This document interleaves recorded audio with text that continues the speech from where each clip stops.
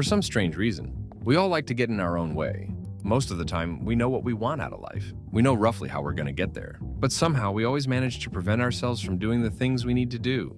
We set our alarm, we don't get up. We say we'll be productive. Then we spend half the day on our phone. And do you actually want to do those things? Well, that's a problem. A pretty big one. So this is how to get out of your own way. Part 1. Recognize reality.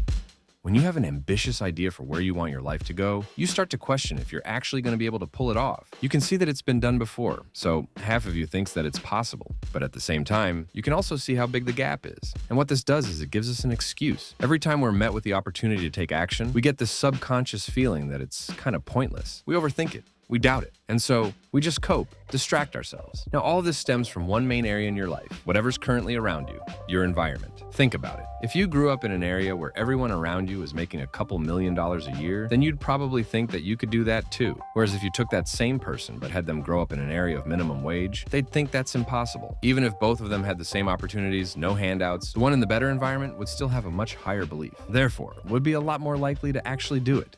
Would he not? So what does that tell us? Well, two things. Firstly, this is all really just an illusion, a mental barrier. Right now, you're not fully convinced. You're not all in on the idea that you can make your dreams a reality. And of course, that's a hard belief to hold without some first-hand evidence. But the second thing, what's the difference? The only thing that separates those two situations is belief. Just because you yourself haven't seen the results firsthand doesn't mean someone else hasn't. You can clearly see that it's possible. And the only thing you're doing by doubting that fact is lowering your chances.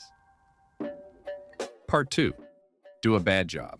When it comes to doing pretty much anything in life, we all know that if you don't do the work at a fairly high level, then you won't get the results you're looking for. For example, we see the results we want out of the gym, and we can recognize the kind of effort and consistency it's going to take to get there. And so the thought of just giving it half our effort, well, what's the point?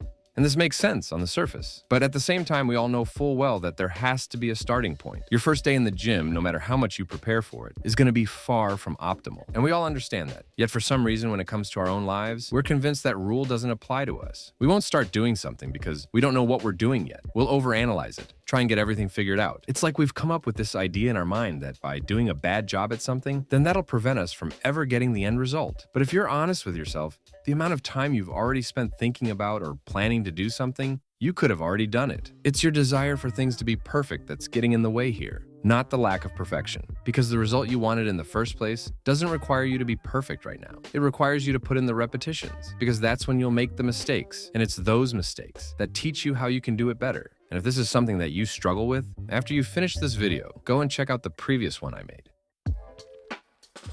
Part 3. Detach. It's become so easy to just tune out from the real world nowadays that that's what most of us are doing 99% of the time. No matter what's going on, we always have something else happening in the background. Tell me, when was the last time you just sat in silence? Never, right?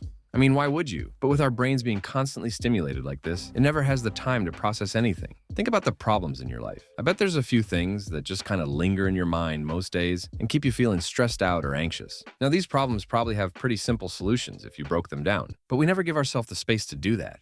This is exactly why you can feel lost, like you have no clarity on things and like you're not really the one who's in control. Your brain's a mess. It's like a bunch of messy wires. Now imagine you had it all straightened out. You had nothing lingering in your mind, just complete mental clarity on life. You'd probably get a lot more shit done, right? Well, that's what you get when you detach your brain from all the noise. Your automatic response to silence should be to use it, not to get away from it. You don't need that external stimulation. You need to let your mind breathe for once. If you took just one day away from everything, with just a pen and a piece of paper, you could figure your entire life out. So stop confusing yourself. You have things in your life that need to be figured out. So find them, write them down, and find the solutions.